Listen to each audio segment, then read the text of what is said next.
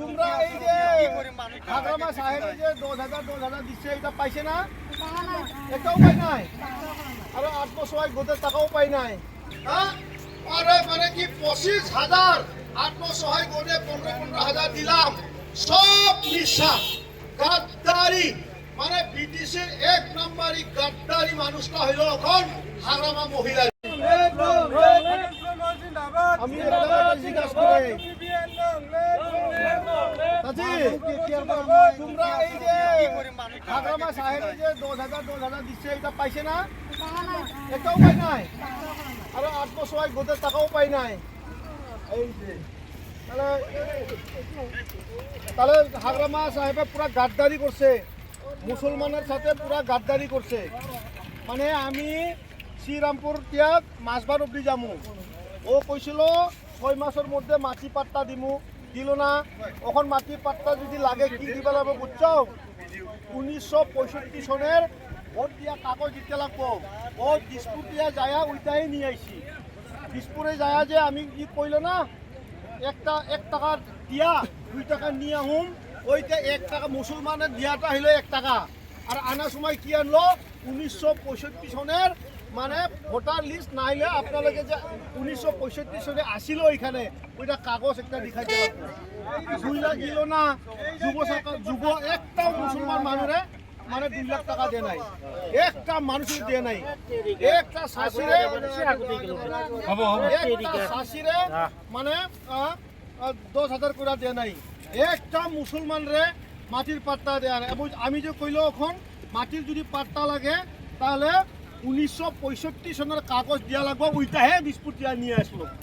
এইখানে আমি কইছি হাগ্রামা একজন গাদ্দারি মানুষ, হকবাস মানুষ, জালিম মানুষ, ওর সাথে ইনসাফ করা লাগবো। এই যে নির্বাচন আইছে, এই যে বৈশাখ মাসে যে নির্বাচন হইব 1 মাসের পরে, আপনারা কিন্তু সাবধান হয়ে যাও, সাবধান হয়ে যাও।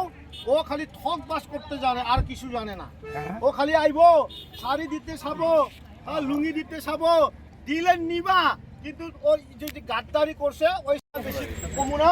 তোমরা সাবধান হয়ে যাও, সাবধান হয়ে যাও, তাহলে মুসলমানের কিন্তু অনেক বিপদ, মুসলমানের কিন্তু অনেক বিপদ।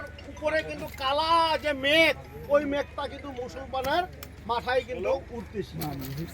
কোন বিপিএফ যদি ভোট দাও, এবার তো এখানে বিপিএফ নাই, বিপিএফ ভোট দিলে কিন্তু মুসলমানে নিজের পাওয়ে মানে কূপ মারা মতন হইব। এইটা আমি কিন্তু কয়ে দিছি। ওইটা কইতে আমি যুব শাখার সভাপতি, আমার নাম তো হইল রাকেশ ব্রহ্ম ট্রেক্টর যুব শাখার। ওইটা আমি এবার এই কারণে কইছি, আমরা এবার পুরা দায়িত্ব নিছি। আপনারা মানে মাটির পাট্টা হোক, মসজিদর নামাকরণ হোক, হ্যাঁ কবরস্থানের হোক, ওই কথাটা। চাচা আপনি পাইছি কি? আপনি যে আপনার বয়স কত এখন? 65।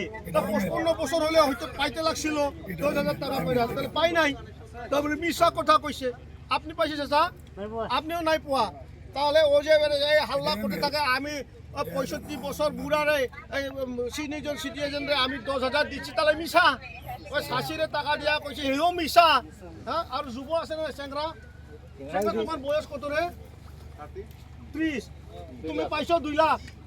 ওই যে দেখেন, ওই যে মোবাইলটা এইদিকে দেখেন ভাই আমার, ওই যে 30 বছর যুব, হ্যাঁ ও কলেজ পাস করছি, মেট্রিক পাস করছি, ও 2 লাখ টাকা পাইছে লাগছিল না?